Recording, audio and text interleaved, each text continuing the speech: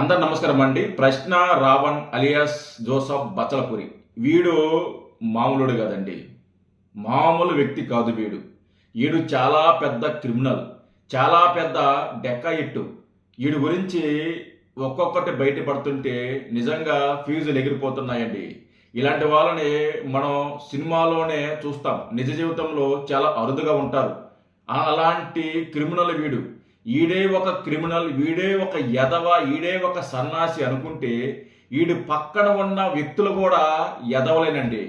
వాళ్ళు కూడా చాలా పెద్ద ముదుర్లు, వాళ్ళు కూడా మామూలు వ్యక్తులు కాదు.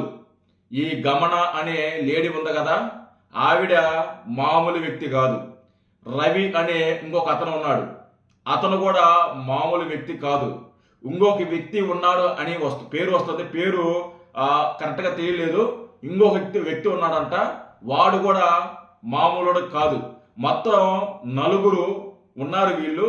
ఈ నలుగురు చేసిన అరాచకాలు, దౌర్జన్యాలు, లేకుంటే బెదిరింపులు, బ్లాక్మెయిల్ చాలా ఉన్నాయండి, చాలా ఉన్నాయి.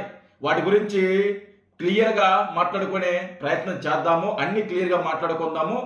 దానికంటే ముందుగా వీడియోని లైక్ చేయండి నిన్నటి చేసినట్టు, అలాగే షేర్ చేయండి, హైప్ చేయండి, సబ్స్క్రైబ్ చేసుకోండి.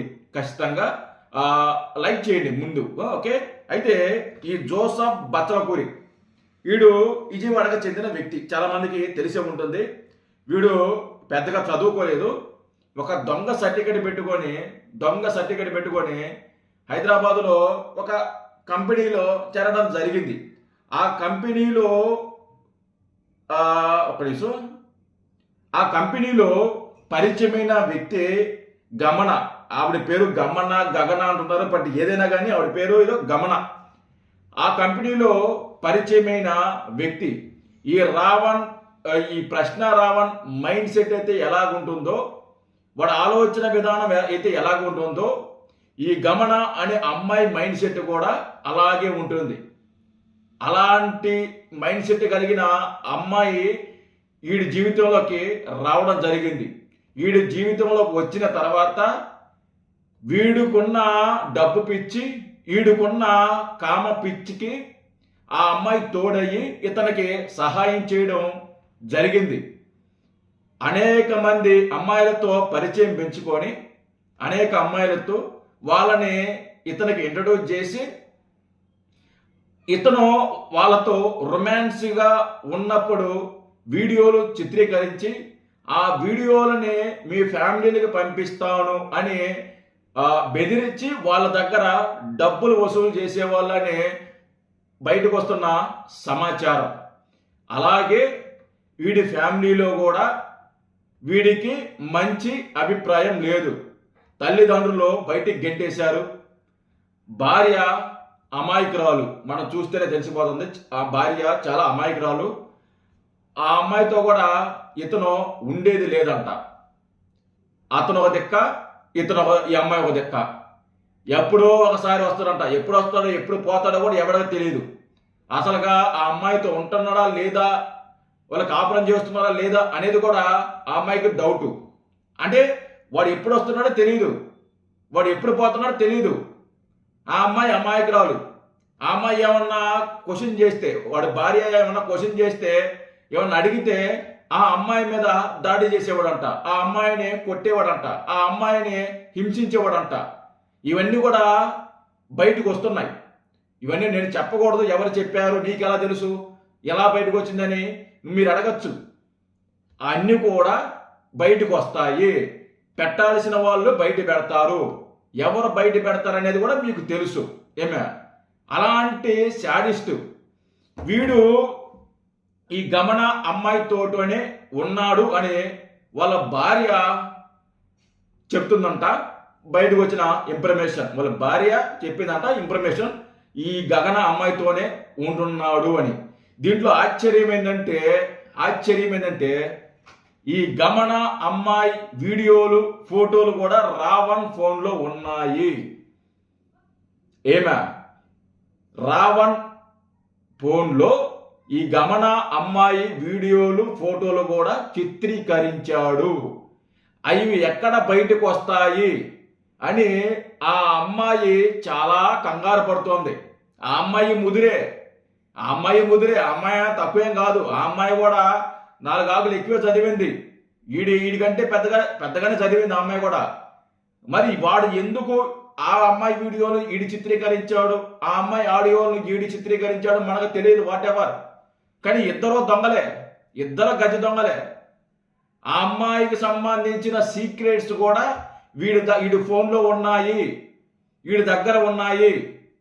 ఆ అమ్మాయి బ్యాక్గ్రౌండ్ ఏంటి, ఆ అమ్మాయి ఎక్కడి నుంచి వచ్చింది, ఆ అమ్మాయి ఇంతకు ముందు చేసిన పని ఏంటి, ఇంతకు ముందు చేసిన వ్యవహారాలు ఏంటి, మొత్తం కూడా ఈ ప్రశ్నారావణకి తెలుసు.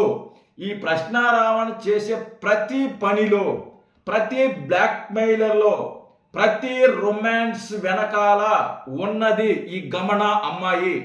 ఈ గమన అమ్మాయి ప్రతిది కూడా వాడికి ఫిక్స్ చేసి వాళ్ళని ఒక రూములో పెట్టి కెమెరా కూడా ఈవిడే సెట్ చేసేది అని ఆరోపణలు వస్తున్నాయి.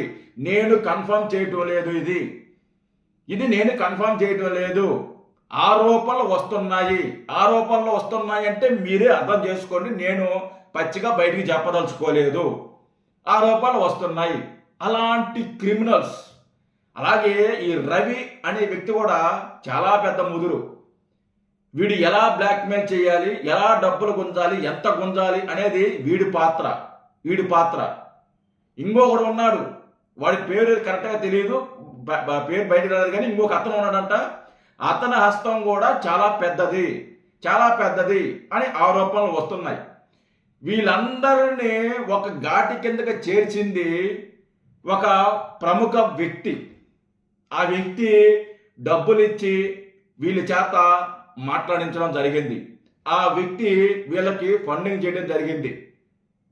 వీళ్ళకి ఒక 3-4 ఫండింగ్ చేశారంట. అందులో ఇద్దరు వైసీపీకి సంబంధించిన సోన్సో రెడ్డి, హైదరాబాద్లో ఒక రెడ్డి, బెంగళూరులో ఒక రెడ్డి, ప్రముఖ ఒక యాక్టర్.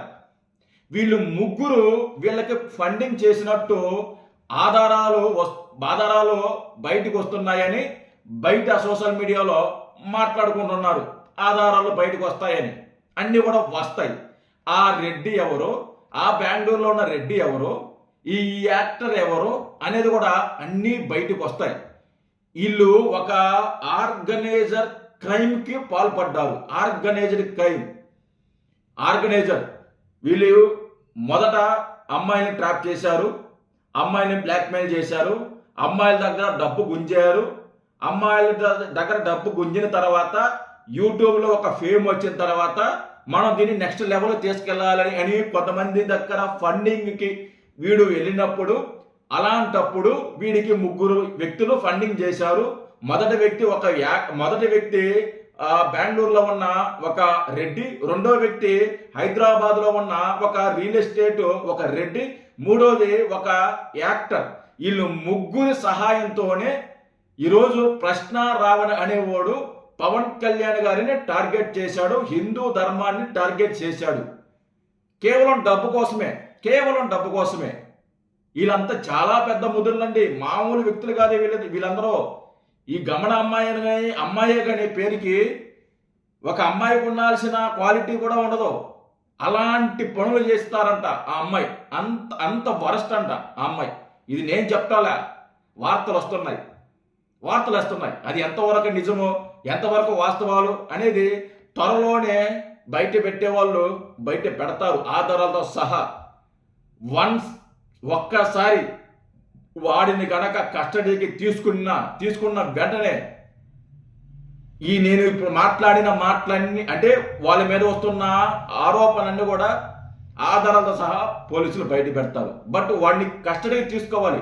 పోలీసుల దగ్గర అంత సమాచారం ఉంది, మొత్తం ఉంది. వీడికి ఎక్కడెక్కడ డబ్బులు ఇచ్చో, ఎవడెవడ ఎంత వేసాడు, వీడి వెనకాల ఉన్నది ఎవరు, ఈ గమన అమ్మాయి హస్తం ఏంటి, రవి అనేది హస్తం ఎంత, వీడి పాత్రలు ఎంత, మిగతా వాళ్ళ పాత్రలు ఎంత, ప్రకాశ్ రాజ్ పాత్ర ఎంత, జగన్మోహన్ రెడ్డి పాత్ర ఎంత, అన్నీ కూడా పోలీసుల దగ్గర ఆధారాలతో సహా ఉన్నాయి. ఒక్కసారి కనుక వీడిని కస్టడీలోకి తీసుకుంటే అవన్నీ ముందు పెట్టుకొని పలానా చెక్క ఇంత వచ్చింది, పలానోడు నీకు ఆ రోజు మాట్లాడాడు, ఈ వీడియో ఏంటి, ఇందులో మైనర్ బాలిక ఇది సో అండ్ సో అన్ని కథం, కేక్ కథం, దుకాన్ బంద్ అంతే. వాడు కస్టడీకి వచ్చిన మరుక్షణమే ఆధారాలన్నీ కూడా బయటకు వస్తాయి, బయటకు వస్తాయి. పోక్సో కేసు పడబోతుంది, గుర్తుపెట్టుకోండి. పోక్సో కేసు పడబోతోంది, చాలా పెద్ద విషయం అవబోతుంది రాబోయే 2 రోజుల్లో. చాలా పెద్ద విషయం, చాలా సెన్సేషనల్ అవబోతుంది ఈ కేసు. ఈ ప్రశ్న రావణ్ అలియాస్ జోసఫ్ బచ్చలపూరి అనే వ్యక్తి కేసు చాలా సెన్సేషనల్ కాబోతుంది రాబోయే 2-3 రోజుల్లో. చూద్దాం. ఈ గమన పారిపోయింది, ఎక్కడ ఉందో తెలియదు పాపం. ఏడుందో తెలియదు. యాంది అయిదా ఏడమేమనోనివా, ఎందుకుమే ఇలాంటి పనులా, ఎందుకుమే మనక చెప్ప. ఆడపిల్లవాడు బుద్ధిగా ఉండాలి కదా, మనకి ఎందుకుమే ఇలాంటి పనులా, ఇలాంటి పనులు చేస్తారా? ఈరోజు ఏడమయ్యా నీ నెత్తికేదా స్వామి? పోలీసు వాళ్ళు కూడా కావలేదు మే నీ నెత్తికేదానికా. ఏడదామనుకున్నావో ఎక్కడ ఉన్నావో మాకు అర్థం కాల, పోలీసులకు అర్థం కాల. తప్పు చేస్తారు, దాంకొట్టారు. ఎప్పుడైతే వీడిపైన దేశద్రోహ కేసు పడిందో వెంటనే ఎక్క కనపల్లా. మరి ఏడకి పోయిందో, ఏం చేస్తుందో, ఎక్కడ ఉందో ఎవరికి అర్థం కావట్లా. చూద్దాం ఎప్పుడు బయటకు వస్తుందో చూద్దాం. అది కూడా థ్యాంక్ యూ.